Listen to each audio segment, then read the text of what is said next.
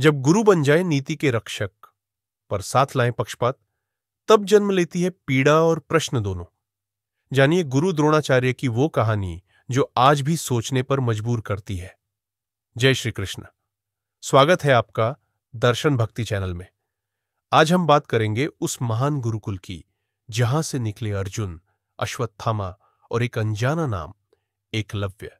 और साथ ही बात करेंगे उस नीति की जिसमें धर्म और पक्षपात की सीमाएं आपस में टकराई। गुरु द्रोणाचार्य नीति के ज्ञाता, परंतु मानव भी द्रोणाचार्य कोई साधारण व्यक्ति नहीं थे। वो ब्रह्मास्त्र के ज्ञाता, शस्त्र विद्या में निष्णात और हस्तिनापुर के राजकुल के गुरु थे। उनका धर्म था राजकुमारों को धर्म, युद्ध और नीति का पाठ पढ़ाना।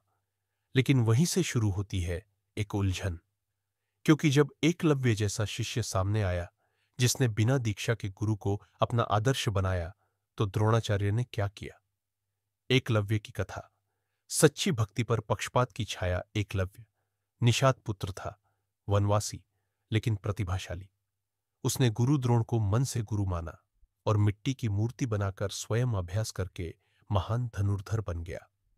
जब द्रोण ने देखा कि वो अर्जुन से भी श्रेष्ठ हो सकता है, तो उन्होंने उससे गुरु दक्षिणा में अंगूठा मांग लिया। ये वही द्रोण थे जिन्होंने अर्जुन को वचन दिया था, तुम सबसे महान धनुर्धर बनोगे। यहां प्रश्न उठता है, क्या द्रोणाचार्य ने नीति निभाई या पक्षपात किया? उन्होंने अर्जुन का पक्ष लिया, लेकिन एकलव्य की प्रतिभा कुचल दी। नीति या पक्षपात, सीमाएं धुंधली हो जाती है। द्रोणाचार्य ने जो किया वो शायद एक राजगुरु की दृष्टि से उचित था। उन्हें राजकुमार को सर्वोच्च बनाए रखना था। लेकिन एक सच्चे गुरु की दृष्टि से, क्या एक सच्चा गुरु किसी भी शिष्य से उसकी कला छीन सकता है? यही सवाल आज भी हमें सोचने पर मजबूर करता है। क्या समाज में योग्यता हमेशा पहचान पाती है, या व्यवस्था में पद, कुल और सत्ता ज्यादा मायने रखते हैं? द्रोण की नीति के अन्य पक्ष अर्जुन, अश्वत्थामा और कर्ण। अर्जुन को उन्होंने विशेष प्रेम दिया क्योंकि उसमें अनुशासन और समर्पण था। अपने पुत्र अश्वत्थामा को भी शस्त्र विद्या सिखाई, लेकिन न्याय के समय पुत्र मोह हावी हो गया। कर्ण को उन्होंने ब्राह्मण समझकर शिक्षा दी, लेकिन जब सच्चाई पता चली तो शाप दे दिया। ये घटनाएं बताती हैं कि गुरु द्रोणाचार्य कभी नीति से प्रेरित थे तो कभी सामाजिक व्यवस्था से बंधे। क्या सिखाता है यह सब हमें? एकलव्य सिखाता है सच्चा समर्पण किसी भी बाधा को पार कर सकता है। द्रोणाचार्य सिखाते हैं सत्ता में रहकर न्याय करना आसान नहीं होता। और अर्जुन सिखाते हैं जिसे अवसर मिलता है उसे मेहनत से सिद्ध करना चाहिए।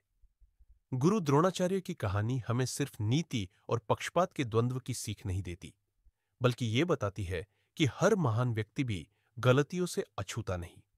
इसलिए जरूरी है कि हम सच्ची प्रतिभा को पहचानें और किसी के जन्म या पद से नहीं, उसके कर्म और समर्पण से मूल्यांकन करें।